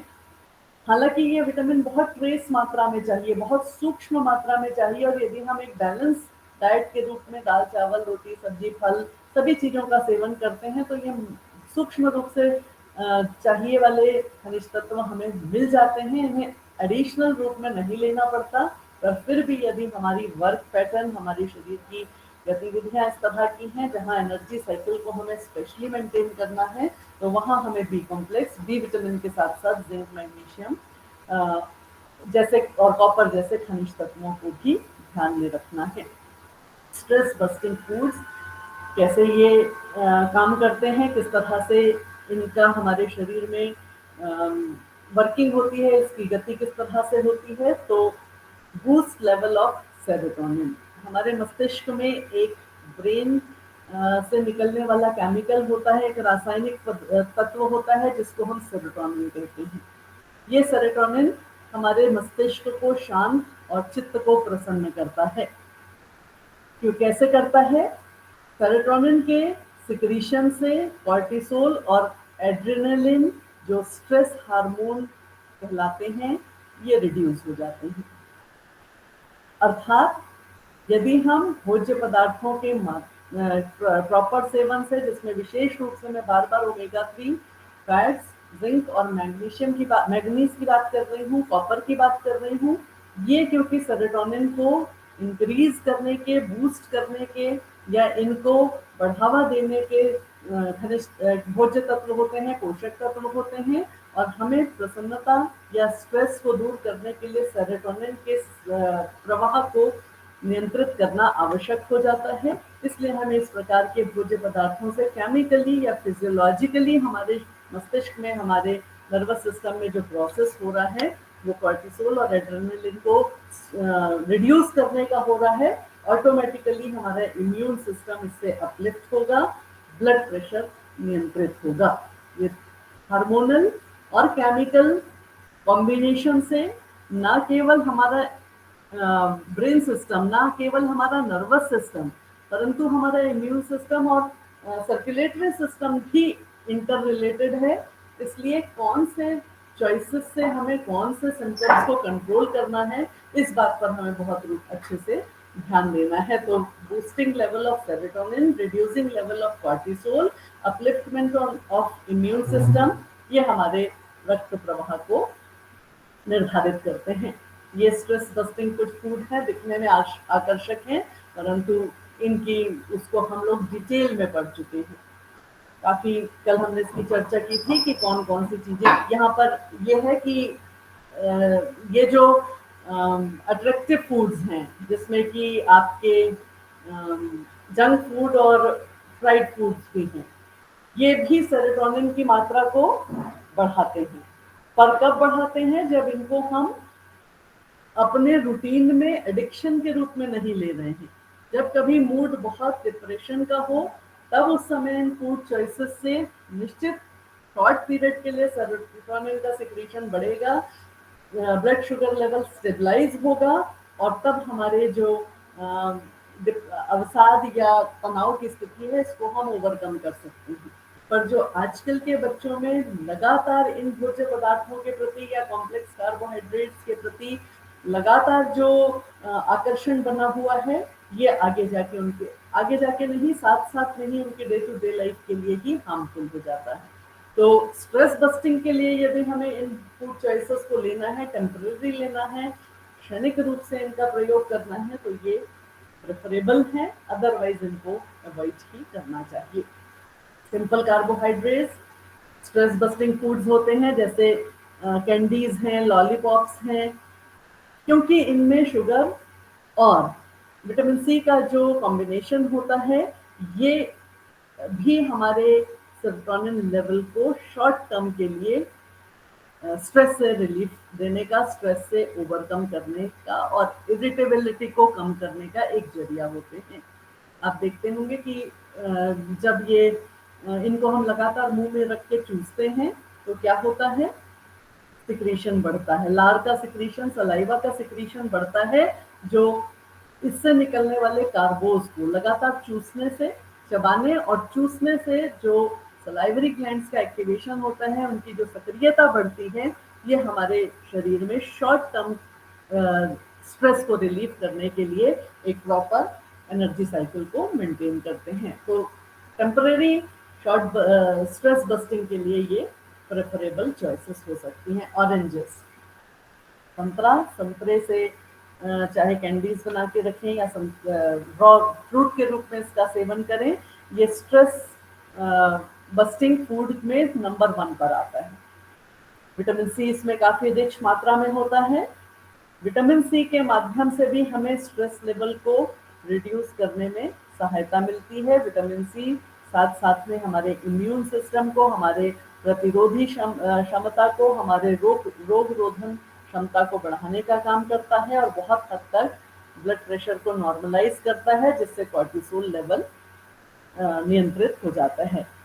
जितने भी अवसाद और तनाव की स्थितियां हैं, इसमें यदि आप इस बात को ध्यान में रखेंगे कि हैप्पीनेस इंडेक्स को बढ़ाने के लिए हमें कॉर्टिसोल को रिड्यूस करना है, उसके लेवल को नॉर्मलाइज करना है, सेरोटोनिन के लेवल को बढ़ाना है, तो इनको बढ़ाने और इनको रिड्यूस करने के इस साइकिल को यदि हम temporary, short term, acute condition में ओवरकम कर लेते हैं, तो ये क्रॉनिक कंडीशन के स्ट्रेस को बचाया जा सकता है। इसलिए फ्रूट चॉइसेस को हम ध्यान में रखते हैं। मैग्नीशियम के माध्यम से अभी मैंने आपको बताया कि मैग्नीशियम जो है ये स्ट्रेस को ओवरकम करने के लिए एक इफेक्टिव खनिज तत्व माना जाता है। विशेष रूप से पालक, सोयाबीन, ग्रीन लीफी वेजिटेबल्स में ये पाया जाता है। और थकान, सिर दर्द, जो इस तरह के सिम्टम्स स्ट्रेस के कारण उत्पन्न होते हैं, इनको ये कंट्रोल करता है। मस्तिष्क पे इसका कंट्रोल नहीं है, इसका कंट्रोल मसल्स पर है। तो मसल्स के कारण फटीग और हेडेक के जो सिम्टम्स उत्पन्न हो रहे हैं, उसमें ये मैग्नीशियम हमारी मसल टोन को, हमारे शरीर की मांसपेशियों को एक सामान्य गति देने में, एक सामान्य कार्य क्षमता देने में सहायक होता है। फिश की बात हम कर चुके हैं। Black tea, stress busting foods के अंतर्गत ब्लैक टी को भी एक इफेक्टिव पेय पदार्थ माना जाता है। पर फिर वही बात यहाँ दोहरानी है कि ब्लैक टी यदि हम ले रहे हैं, इसमें कॉफ़ी ले रहे हैं, तो इसमें कैफीन की मात्रा का हमें ध्यान रखना है। बहुत स्ट्रॉन्ग और लगातार इसको अपने हैबिट में लेने से लेवल ऑफ कॉर्टिसोल बढ़ जाता है। कम मात्रा में यदि हम 2 से 3 कप चाय और कॉफ़ी का सेवन करते हैं तो निश्चित ये कॉर्टिसोल की मात्रा को रिड्यूस करता है। पर कंटिन्यूस हैबिट बना देने से ये हमारे भोजन के चॉइसेस के साथ साथ जो शरीर में स्टोरेज हमारे न्यूट्रिएंट का है, उसके भी ब्रेकडाउन का काम करता है। तो वस्तुतः उस समय तो हमारा नर्वस सिस्टम, सिंपैथेटिक नर्व्स हमारी न्यूट्रलाइज हो जाती हैं, पर शारीरिक रूप से हमारी मांसपेशियां, हमारे शरीर के जो ऊतक हैं, सेल और टिश्यूज जो हैं, इनका इंटरनल डैमेज भी साथ साथ में होता है। तो टेम्पररी रिलीफ के लिए परमानेंट डैमेज को हमें नहीं करना है, इस बात का ध्यान रखना है। सिंपल शॉर्ट एक्यूट टाइम का स्ट्रेस यदि उत्पन्न हुआ है तो उसको इनसे ओवरकम किया जा सकता है। पर कंटिन्यूस अपने डे टू डे लाइफ में 7 से 8 कपों की जो मात्रा है, सेवन है, यह बहुत ज़्यादा हार्मफुल होते हैं। इस पर हमें ध्यान रखना है। नट्स एंड सीड्स, ये भी स्ट्रेस बूस्टिंग फूड्स में, क्योंकि इनमें ओमेगा 3 फैटी एसिड्स काफ़ी अच्छी मात्रा में होता है।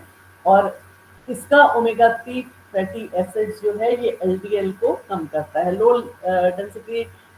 लेवल डेंसिटी कोलेस्ट्रॉल की मात्रा को रिड्यूस करता है। हमारे आर्टरीज और हृदय की इन्फ्लेमेशन, उसमें किसी भी प्रकार का जो दर्द, तनाव, हार्मफुल स्ट्रेचिंग होती है, उसको लोअर डाउन करता है, उसको कम करता है। वस्तुतः जब हम ओबेसिटी की बात करते हैं, ओवरवेट की बात करते हैं, कोलेस्ट्रॉल को नियंत्रित करने की बात करते हैं, तो हम कल वाले उन लाइफस्टाइल डिसऑर्डर्स को भी कंट्रोल कर लेते हैं जो ओबेसिटी के रूप में, ब्लड प्रेशर या ब्लड कार्डियोवैस्कुलर डिजीजेस के रूप में और डायबिटीज के रूप में हमारे सामने आता है। तो नट्स एंड सीड्स में पिस्ता जो है, अखरोट और बादाम यदि हम ले रहे हैं तो उसको भिगोकर सेवन करना ओमेगा 3 फैट्स का काफ़ी अच्छा लेवल हमें प्रदान करता है।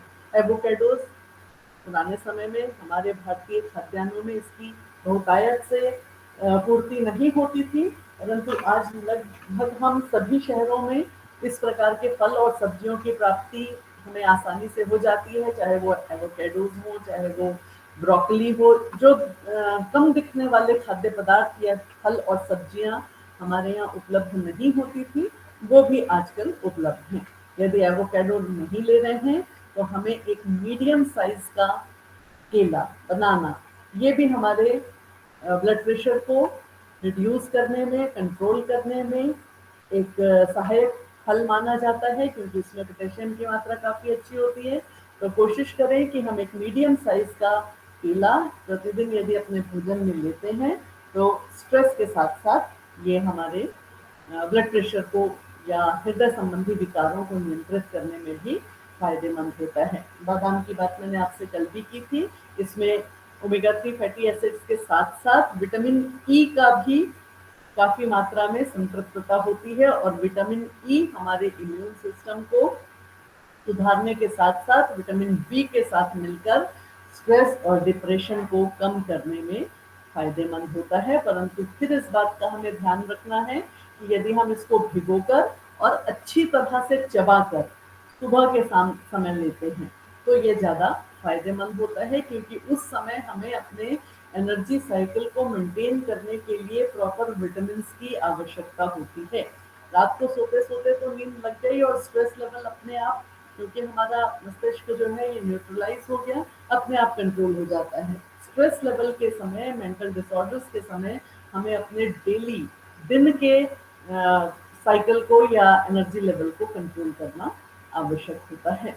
रॉ वेजिटेबल्स से मैंने आपको पहले कल भी बताया था कि कच्चे फल और सब्जियों का अच्छी तरह से धोकर और लाने के बाद उसे केमिकल से पूरी तरह से मुक्त कर देना। तो फ्रेश वाटर से धोना, धोने के बाद उसे 2 घंटे खुले वातावरण में छोड़ देना, ताकि उसमें जो भी कृषि के समय में, खेती के समय में जो भी केमिकल्स मिलाए गए हैं, जो भी फर्टिलाइजर्स डाले गए हैं, उनको पूरी तरह से हम विमुक्त कर दें, उसके बाद उसका सेवन करें तो यह फायदेमंद होता है।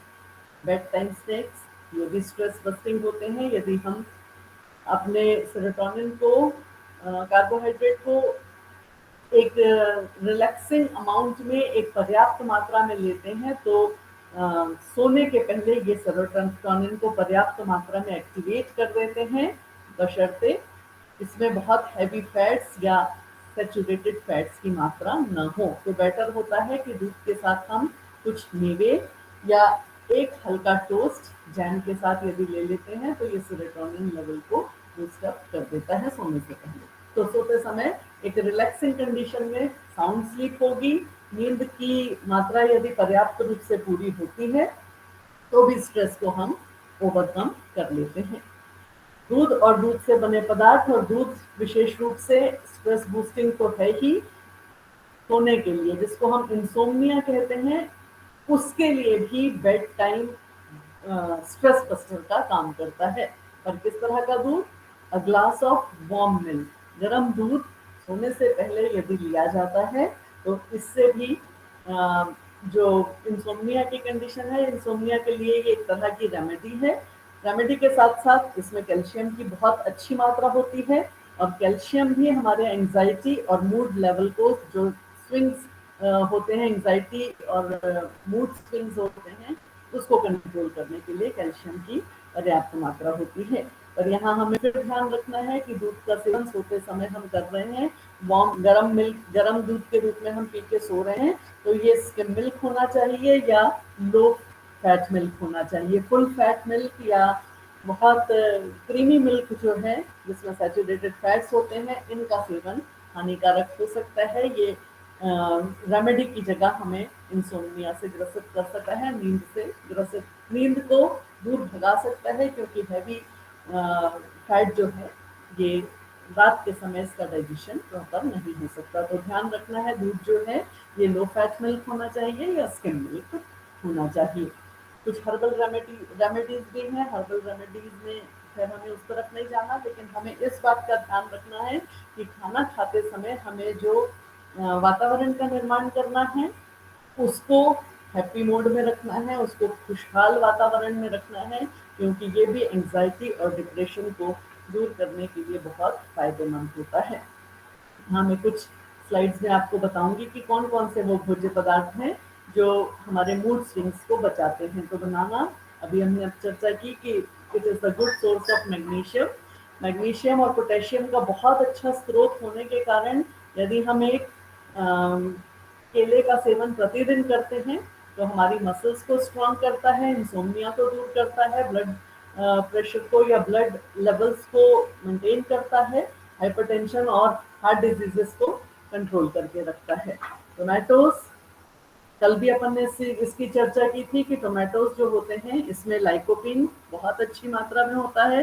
लाइकोपिन एक ऐसा पिगमेंट है जो हमारे शरीर में एंटीऑक्सीडेंट्स को उत्पन्न करता है, और ये एंटीऑक्सीडेंट्स हमारे ब्रेन इन्फ्लेमेशन को रिड्यूस करते हैं। ब्रेन इन्फ्लेमेशन यदि नहीं होगा तो it is also the good sign of stress bursting.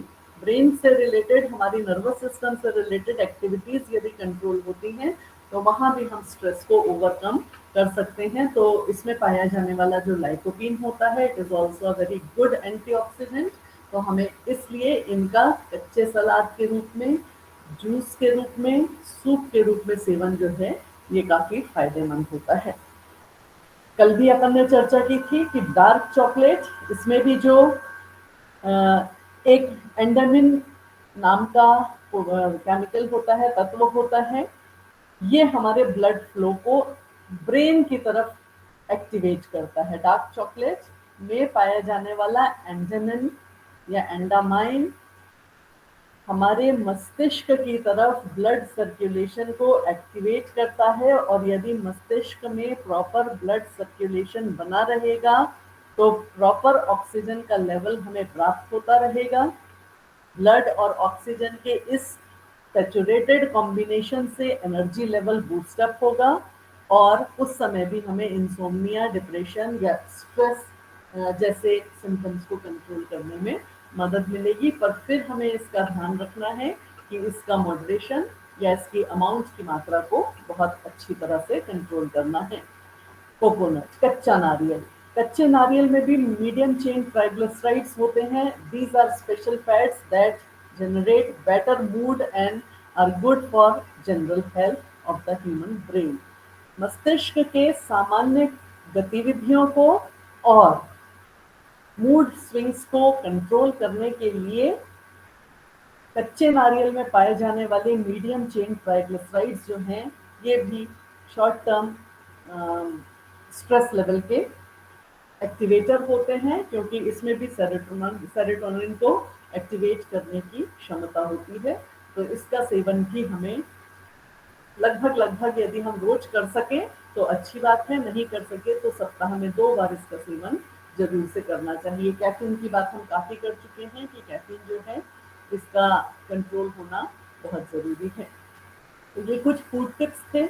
इसके साथ साथ हमें ध्यान रखना है कि यदि हम अपने बॉडी को डी स्ट्रेस करना चाहते हैं तो हमें कुछ एरोबिक एक्सरसाइजेस को भी अपने डे टू डे लाइफ में शामिल करना चाहिए। एरोबिक की बात मैं क्यों कह रही हूँ, क्योंकि एरोबिक एक्सरसाइजेस जो होती हैं ये हमारे ऑक्सीजन सर्कुलेशन को बढ़ाती हैं, और ऑक्सीजन सर्कुलेशन बढ़ने से एंडोर्फिन जो केमिकल हमें हैप्पी फील कराता है, या जिसको हम पिछले स्लाइड में हमने देखा था कि फील गुड जो केमिकल्स होते हैं उसमें एंडोर्फिन सबसे इम्पॉर्टेंट होता है।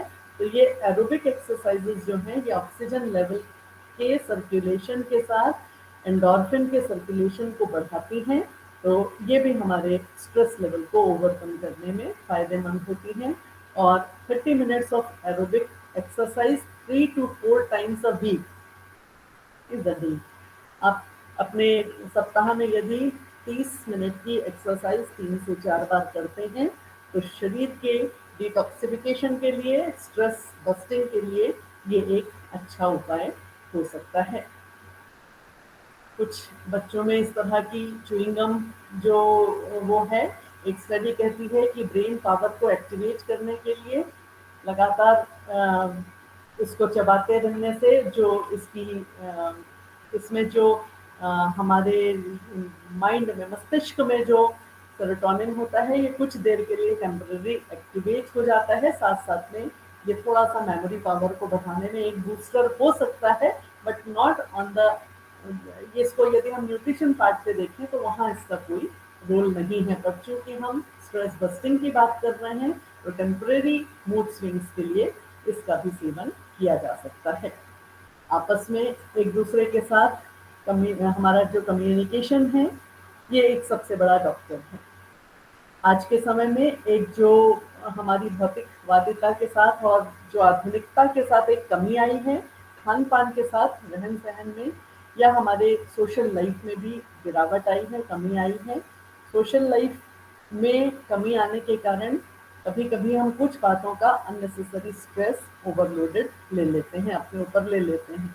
जबकि यदि हम अपने समाज में, अपने साथ के लोगों से, अपने सर्कल में कुछ ऐसे संबंध बना के रखते हैं जिनके साथ हम अपनी बातों को शेयर करते रहते हैं, तो शेयरिंग से बहुत सारी जो स्ट्रेस लेवल है वो कंट्रोल हो जाता है, क्योंकि मन में किसी बात को रखे रहने से स्ट्रेस बढ़ता है, एक्टिवेशन हमारे सेरोटोनिन का कम हो जाता है, एंडोर्फिन्स का बढ़ जाता है, वस्तुतः वो फील गुड हार्मोन जो है जिससे इसकी कमी होगी, तनाव बढ़ता चला जाएगा। तो तनाव कम करने के लिए हमें सोशल रिलेशंस को या सोशल एक्टिविटीज को भी बढ़ाना चाहिए। हल्के फुल्के वातावरण में हल्की फुल्की एक्टिविटीज के साथ हमें अपने डे टू डे लाइफ को एंजॉय करते रहना चाहिए।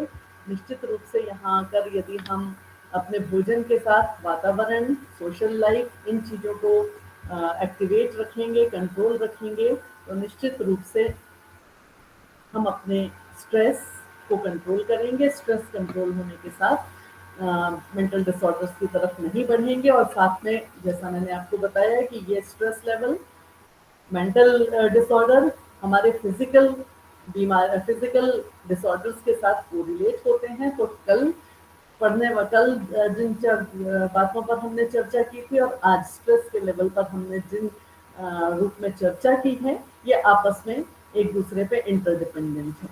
फिजिकल फिटनेस मेंटल फिटनेस को बढ़ाती है, मेंटल फिटनेस के साथ फिजिकल एलिमेंट्स कंट्रोल होते हैं। तो हमें अपने स्वास्थ्य को शारीरिक और मानसिक दोनों रूपों में बनाकर रखना है, बचाकर रखना है, और इसके लिए हमें अपना food choices, food time, daily routine का जो हमारा लाइफ का रूटीन है उस पर थोड़ा सा वर्कआउट करना जरूरी है, ताकि हम स्वस्थ रह सकें, प्रसन्न रह सकें, निरोगी रह सकें। इसके साथ ही मैं अपनी बात को समाप्त करती हूँ।